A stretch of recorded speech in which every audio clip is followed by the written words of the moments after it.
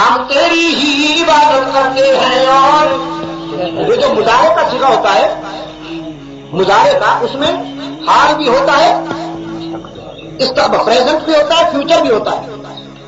ہم تیری ہی عبادت کرتے ہیں. اور قرآن کلام فطرت ہے نا، یہ نہیں کہ ہم تیری عبادت کرتے ہیں. مسجد میں تیری عبادت، اور مسجد کے باہر کہیں کوئی جھنڈی پسند آ گئی تو وہاں جھک گئے، کہیں کوئی قبر بڑی نظر آ گئی تو کہیں نخل مرکب کی چھاؤں میں سجدہ، الطاف حسین حاجی کی چیخ نکل گئی، کہیں نخل مرکب کی چھاؤں میں سجدہ، کہیں مرنے والے کے پاؤں میں سجدہ، اشاروں میں سجدہ، اداؤں میں سجدہ، ادھر اور ادھر خانقاہوں میں سجدہ. کرے غیر کر بت کی پوجا تو کافر، جو ٹھہرائے بیٹا خدا کا تو کافر، ستاروں میں مانے کرشمہ تو کافر، جھکے آگ پر پارے سجدہ تو کافر. مگر مومنوں پر کھلی ہے یہ راہیں، صدقے جاؤں مومنوں. کیسا آٹومیٹک ایمان ہے، آٹومیٹک لچکدار ایمان ہے جی، فولڈنگ.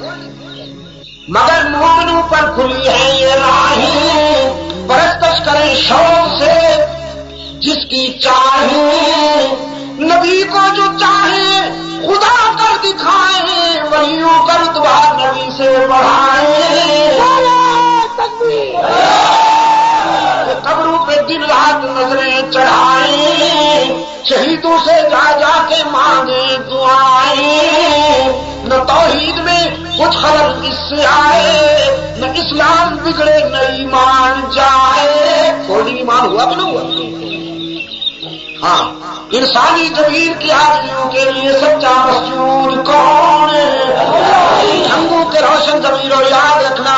اور میرے عزیز نوجوانوں یاد رکھنا، سر کٹانے کے لیے بہت سے مقامات ہیں، لیکن سر جھکانے کے لیے بیٹی کی عزت خطرے میں ہو تو باپ سر کٹا دے، بہن کی آبرو خطرے میں ہو تو غیرت مند بھائی سر کٹا دے، والدین کی آن خطرے میں ہو تو حلالی بیٹے سر کٹا دے، وطن کی آزادی خطرے میں ہو تو محب وطن شہری سر کٹا دے. بیٹی کی آبرو کے لیے، بہن کی عفت کے لیے، والدین کی آن کے لیے، بیوی کی آبرو کے لیے، وطن کی آزادی کے لیے سر کٹانے کی بہت سی جگہیں اور مقامات ہیں، لیکن سر جھکانے کے لیے ایک ہی در ہے. انسانی زمین کی عاجزیوں کے لیے سچا مسجود کون ہے؟ ہر جگہ موجود کون ہے؟ اللہ الغیوب کون ہے؟ کارساز و دستگیر کون ہے؟ عزت دینے والا کون ہے؟ رزق دینے والا کون ہے؟ اولاد عطا کرنے والا کون ہے؟ قرآن پاک نے فرمایا یہب لمن یشاء اناثا ویہب لمن یشاء او یزوجہم ذکرانا واناثا ویجعل من یشاء عقیما. وہ جسے چاہتا ہے بیٹیاں عطا کرتا ہے، وہ جس پہ کرم کرے بیٹے عطا کرتا ہے، جس پہ مہربان ہو جائے دونوں نعمتیں عطا کرتا ہے، اور نہ دے تو ایک بھی نہیں دیتا. دینے پہ آ جائے تو مرید کو درجنوں دے دے، نہ دے تو حضرت صاحب کو ایک چوہا بھی نہیں دیتا. ہاں. اولاد عطا کرنے والا کون ہے؟ بیماریاں دور کرنے والا کون ہے؟ میرے پار کرنے والا کون ہے؟ سچا مشکل کشا کون ہے؟ ہم کے روشن ضمیروں میں کہا کرتا ہوں، بھی کے بیماروں سے کہا کرتا ہوں، کبھی اپنے ضمیر سے پوچھو مشکل کشا کون ہے، تو تم سے نہیں کہہ رہا، بھی کے بیماروں سے کہہ رہا. تم میں سے ہے کوئی بھی کا بیمار؟ ہاتھ اونچا کرے جو بھی کا بیمار، تو پھر جب نہیں ہے تو بھی کے بیماروں سے کہا کرتا ہوں، کبھی اپنے ضمیر سے پوچھو مشکل کشا کون ہے، تو تمہارا ضمیر بھی چیخ چیخ کے کہے گا مشکل کشا وہی ہے جس پہ خود کبھی مشکل نہ آئے، جو خود مشکلوں میں الجھے وہ کشا نہیں، جو خود حاجت مند ہو وہ حاجت روا نہیں۔ یہ تھا وہ پیغام اور وہ دعوت جو مکہ والوں کو ہضم نہ ہوئی، بگڑ گئے، دھمکی دی، چلنے نہیں دیں گے، سوشل بائیکاٹ کریں گے، آپ کا راستہ روکیں گے، آپ پر آب و دانا بند کر دیں گے۔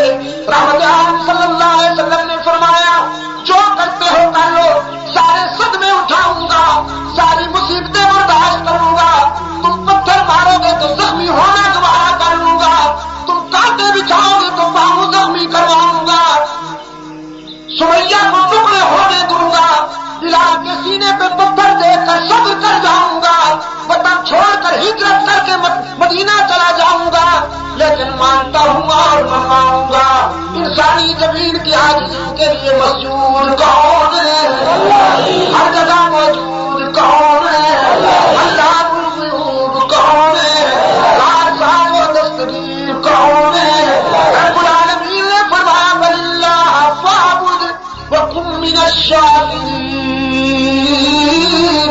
میرے محبوب تو وفا کر، میں جزا دوں گا، تجھ سے بہتر وفا کرنے والا کوئی نہیں، مجھ سے بہتر جزا دینے والا کوئی نہیں۔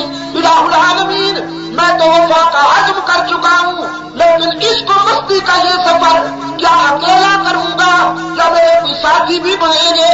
رب العالمین نے فرمایا میرے محبوب عرش پہ میں تیرا نگران ہوں، فرش پہ تجھے ابو بکر جیسا رفیق دوں گا، فرش پہ عمر جیسا رضاکار عطا کروں گا، عثمان جیسا سپاہی دوں گا، علی جیسا سپاہی دوں گا، سلمان آئے گا، بلال آئے گا، ابن مسعود، خالد بن ولید، عمرو بن عاص آئے گا، میں انہیں تیرا رضاکار بناؤں گا، جہاں تیرا پسینہ گرے گا یہ خون بہائیں گے، جہاں تو اشارہ کرے گا یہ جامع نذرانہ پیش کریں گے۔ عیسیٰ کے ہماری خطرے کے وقت جان بچانے کے لیے بھاگ جایا کرتے ہیں، اور تیرے صحابہ بدر و احد میں شرموک و تبوک میں لاشوں کے ڈھیر لگا دیں گے۔